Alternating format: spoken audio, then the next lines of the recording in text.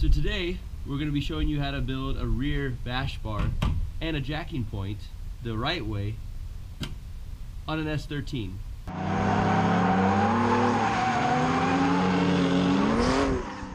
So let's get this rear bumper off, and then we'll show you kind of where the next mounting points are, how to pick it up, where you want to actually be able to lift from, and how to make it stronger.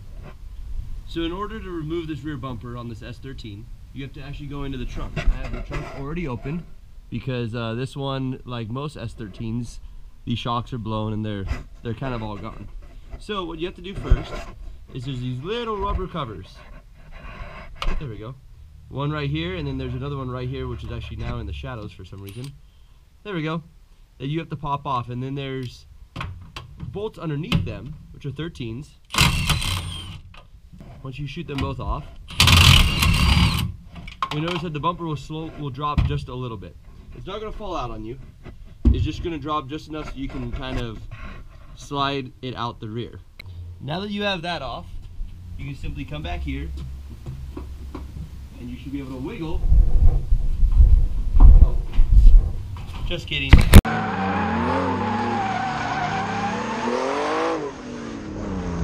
There's a few more nuts that you have to take off. They're actually 10 millimeters. And they're right here. There's 1, 2, 3 on that side, and the same thing over here. 1, 2, 3 on this side. And this is what actually holds the bumper cover on, which makes it so you cannot slide the whole entire thing off. Take your little ratchet,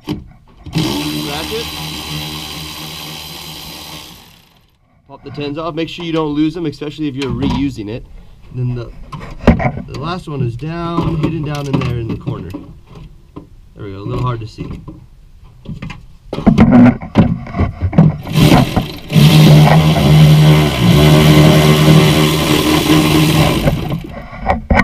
we go.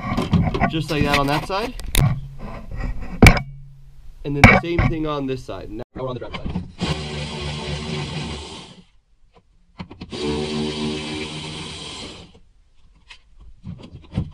Hopefully the bottom bolt is not in this side and we can slide it out anyways. There we go. So if you look, it was actually not installed, so it didn't really matter.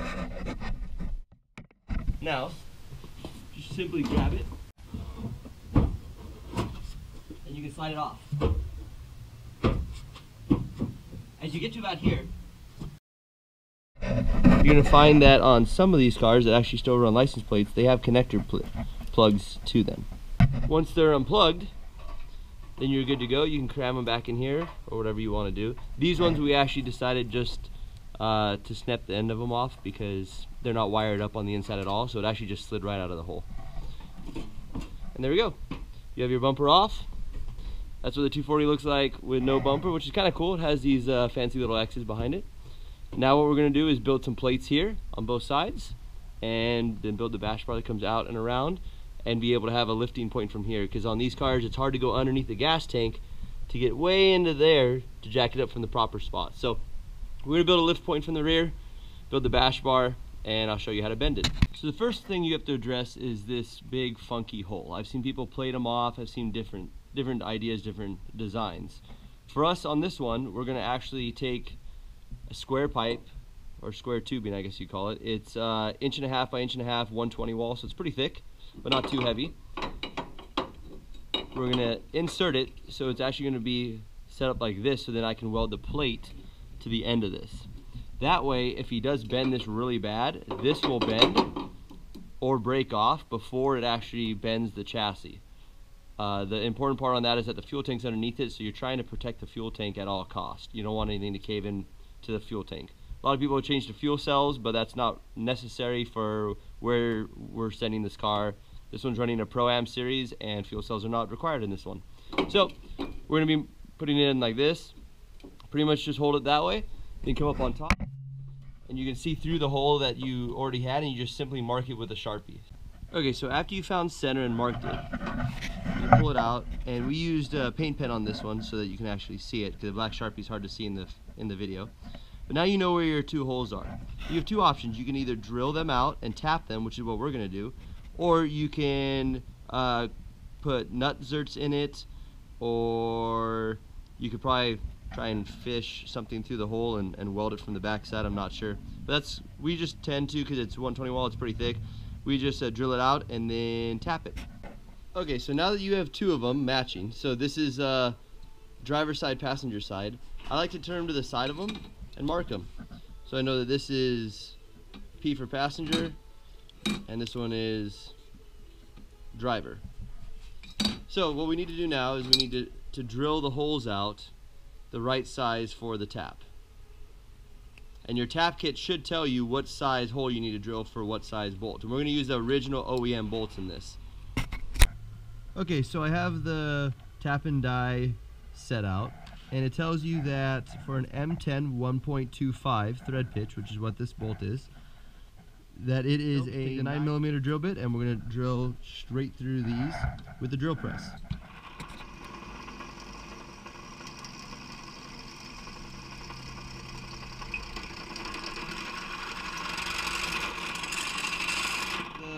Matching tap. This is a M10 by 1.25. You can use this one or you can use the other guy. I seem to like this one better for some reason. Simply lock it in, and then what we're going to do is we're going to take our piece of metal over to our vise, and I throw a this is from welding too close to this, so I just throw a rag on it so it doesn't scratch up the metal. I mean, it's going to get painted, so it doesn't really matter. But make sure you lock it in, and lock it in solid so it doesn't move. Then, make sure that this is straight and level. So once you get it centered, then put some pressure on it, and you'll feel it'll start to dig.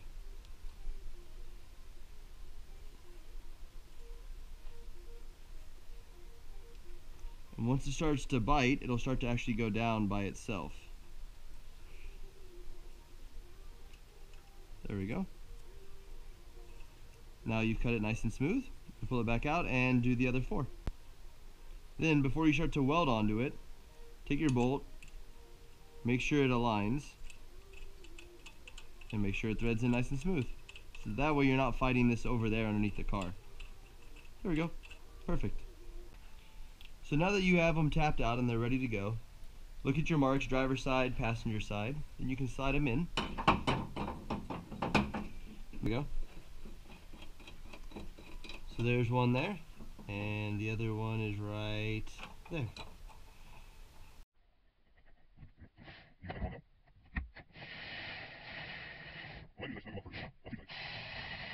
Snug it up so that I can adjust it from out here.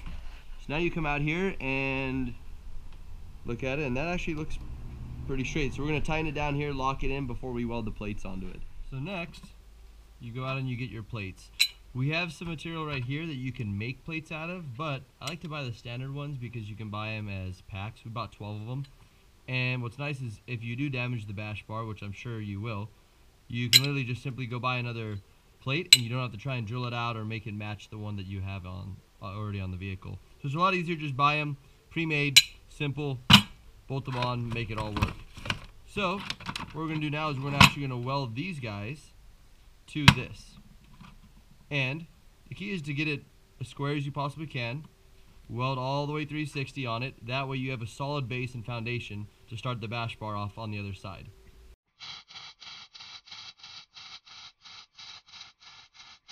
See, it's fully welded all the way around. 1, 2, 3, 4 sides. And stands nice and flat. It's solid. And then we're just going to do the same exact thing again on this one. So let me get it set up and we'll start welding around it. So something else I like to do is I like to pre-assemble all of it. So I find the other base plate, boom, bolt them all together, shoot them down tight. Same thing with this one. Just so that when I start to put it together, I have a solid surface to weld to while it's on the back of the car. Then I can take all my measurements from a true surface, not a surface that's about 1/8 of an inch off. So that's why we end up using these guys. Okay, now that we have installed the plates again, this is what they look like. So they're nice and flat, square to the floor, square to the body, as flat as, you know, as flat as the car and the actual vehicle is. So it's all squared up. Now what we're going to do is take our measurements so we know how much pipe we need to go from this side all the way over to this side, and to fit inside this body kit here. Because the goal is to have this thing super nice and snug all the way around the ring. Okay, so I do these probably a little bit different than some people, but I take a bar. This one happens to be 6 feet exactly, and I try and figure out where the center of it is, which is, 3 feet. So let's say 3 feet's right here. I'll make sure that it is. And then what I do is I look at the bumper opposed to the bar and see what needs to be bent and how we need to bend it. So I think on this one what I'm going to do is do a center bend here, maybe like 5 degrees, just one pull. And then I'll probably put another bend here on each side to kind of get it to follow this line, because I don't have a radius bender. And then what we'll do is once that's done, I'll bend it out here. So let me make the first mark, bend it, and then we'll see what it looks like. Okay, so here is the mark we had. We put it in the bender. We're using a JD squared bender, but this is 1.5 inch piping. What we did was we bent it about 8 degrees. It's one full pull on the bender, and it lines up a lot better now. Now it's going this way. It's lined up here. So if we tuck this in a little bit, notice it lines up pretty well, and then starts to come off right about here. So I'm going to add another bend about 1 inch in front of it, and bend it so that it can follow this radius all the way around on both sides. So let me add this bend as well. Okay, so the first bend isn't as, I guess I'd say as important as far as where it is on the pipe, radius-wise, versus the rest of them. So if you look at these ones are very important. You must have them on the same plane. Hey, kitty cat. You must have them on the same plane. And how we do it is we score the pipe. So there's a line all the way down the pipe, which you can kind of see. You can see it through the marks. There we go. So that we always know where, I guess you call it top dead center, but we know where the top of the pipe is. So that when we're bending it, it's always bent on the same plane, so you don't have multiple plane bends, unless that's your plan. But on this one, we're just doing a single plane, multiple bends around.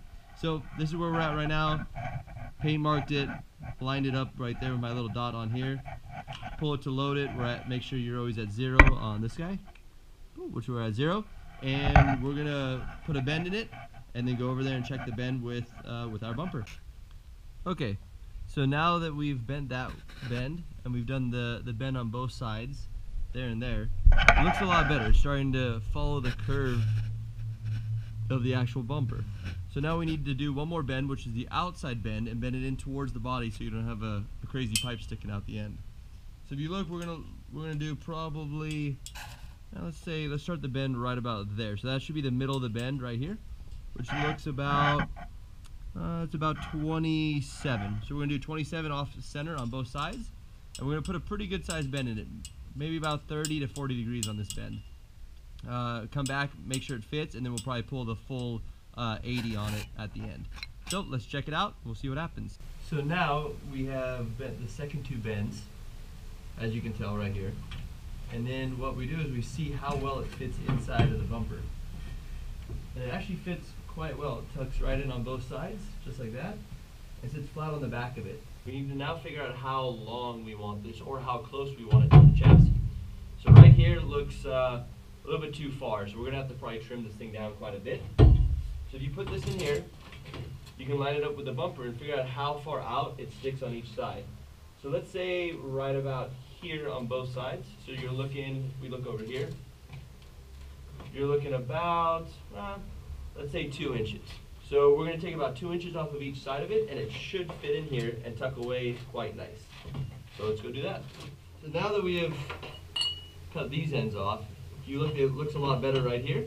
Sticks out just a little bit, and when you put it on the inside, it barely sticks out, which should be good because you have about 1.5 inch clearance from here on each side, and that's about how much is on the side of the 240 as well, to where it mounts. So now the next part is mounting this to the chassis. So it's going to fit right about here is what we're looking at. So now we need to make the stands that come off of that to hold this to here. And the reason why we push it up and don't keep it down here low is for 2 reasons. One, if it's bent up when it gets hit, this will collapse and not bend any chassis or frame. Second thing is, if you put it up high enough, you can use this to support the bumper to keep the bumper up in the air as well, so you don't have that funny 240 bow in the back. So we've cut two of them at about 5.5, I believe. There we go. So 5.5 to the notch. We're 6 total length, but it's about 5.5 to the notch. So I know it's going to be a little bit long, but we need to figure out what this angle is going to be, because if they go straight on, they're going to be too low. So we need them to angle up. So once you figure out what the angle is that you're looking at, take a paint pen and mark the top so you know what it is that you're looking at. And this is always going to be the face line. And the face line is the line that faces you. So pretty simple. You have the side line. And you can kind of draw on here generally how much you need to cut off. Like that. Then you simply go over there and you can cut it down. So let's cut these down. Let's see how they look. They might be a little bit long, but like I said, we can always take more off of it later. There we go. So the important part for me when I tack something on is, if you look at it, I try and tack it in a location that's easy to break off or easy to cut off if I have to. I can just remove this, chop it there, take this side, remove it, chop it there. So there we go. It's pretty straight with the back of the car. And what we did is we just tacked this one on. I'm going to tack that side on as well, and then we're going to take the bar and set the bar up and go all the way across with the bar. Once you have this bar set up, we just threw a tack up on here, a tack up on here, and you can see that it barely clears on both sides, which is what we were trying to do. We're trying to tuck it in as close as possible to the body line. Also, not have it protrude out the side at all, because if you drag a wall, we want it to hit the bumper and suck the bumper off and then hit here to protect the lights and everything. But we don't want it we don't want the bumper to get hung up on the end of this and not be able to come off, because if you hit the wall, it'll suck the front of the car in. So we're going to leave it tucked in nice like that, and then obviously clean up these edges. Okay, now that you have it all in line and in spot, we're going to weld this and weld this. And I recommend welding both sides and the whole thing together while it's still bolted on, because if you take it off and weld it on a bench, it'll tweak and it can pull, and then what'll happen is it won't bolt back on. So let's hit it.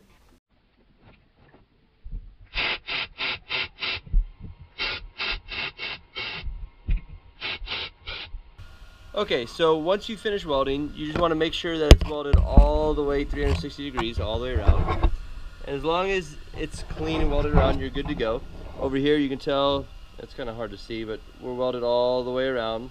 This little tack was a tack from the other one, so I'm going to clean that off. Then you'll be ready to kind of do the next step. Now what we're going to do on this car is we're going to add a jacking point. But you have to make sure that you triangulate it from here down over to this one, and then I add another bar from here going back down to where the base plate's going to be. So let's measure out how high we want the jack point from the bumper, and then we'll start designing it all. So we've set the bumper on. It's not mounted all the way up, but we set the bumper on. And what we need to do now is figure out how high it is off the ground. So right now it's about 6 inches off the ground. So we're going to make the lift puck about 8 inches so it hides behind the bumper. But so it's really easy for anyone to get to. If they just slide a jack under it, they can get to it right through there. So you're going to be able to see it from here, but other than that, it's going to hide behind the bumper. Our next step is making a plate that will fit inside of the jack itself. So an average jack is about 3 3/4 inner diameter. So what I want it to do is fit no problem. So we're going to make this plate down to a 3x3 instead of a 4x4. So we're going to cut 1 inch off of each side. And then we're going to make the inner circumference, like this piece that we're using, we're just going to round it off so that it'll easily fit into any size jack that happens to be at the track. So here's the plate that we made. It's 1/8 inch, just semi-round plate that we made. Try to be round, there we go. And what else I did was I cut a pipe that's 8 inches tall so that this can simply just sit right up on top. And I made sure that I marked it with the center of here. So now what we're going to do is we're going to measure from here up to this pipe so we know how long or how tall this pipe needs to be. Then we can attach the one to the side on this side and then to the one on the side on that side. So let's start with the main one first. And it looks like we need a pipe about to the center of the bar is about 11 inches. So we're going to cut it about 11.5, and then we're going to notch only the top side and see what angle we need to be at for the bottom. Okay, so we cut the pipe. There's the notch on it. Just put a simple clean notch. And it seems to fit pretty well. But if you notice from the side, there's going to be a weird angle on it. So if you look at it from this side, it can't just go straight down. So what it's going to have to do is it's going to have to go back first and then bend so that it can land straight up and down to give it the most strength when we're jacking up on it. So we now need to bend this pipe to come up and match right here. And it looks about maybe 30 degrees. So we're going to put a 30-degree bend. Let's do it right in the middle. Okay, so once you get the pipe bent to the angle you want, then you simply weld the base on that you made earlier. Now what we're going to do is we're going to set it back up on this pipe and weld it on right about here. That way you can see where you're at from the side. So now this is all welded in. Some people leave it just like this and jack it from here. The problem is I've always seen these bars bend.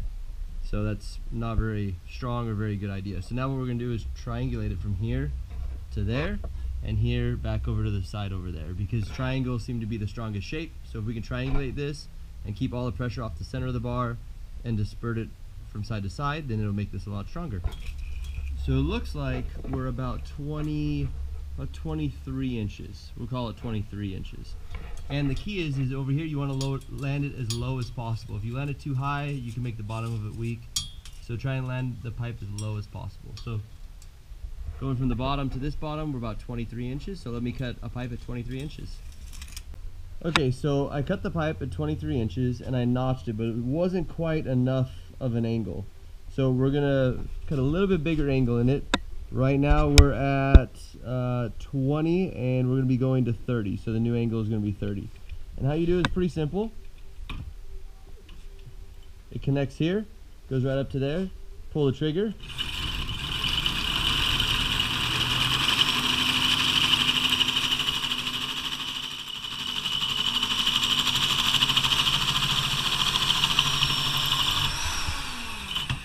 There we go. Now you have your notch at 30.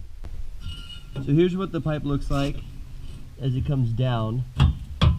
That's at 30. There's a tiny gap up here, so we can probably go about 25 on it. And it's a little long still up here. So we're going to be cutting this down and marking the angle, because this is a different angle notch. So once you figure out the angle of the bottom one, then you have to figure out what the angle and the notch is going to be on the top. So how I've done it is make sure this one lines up good down here.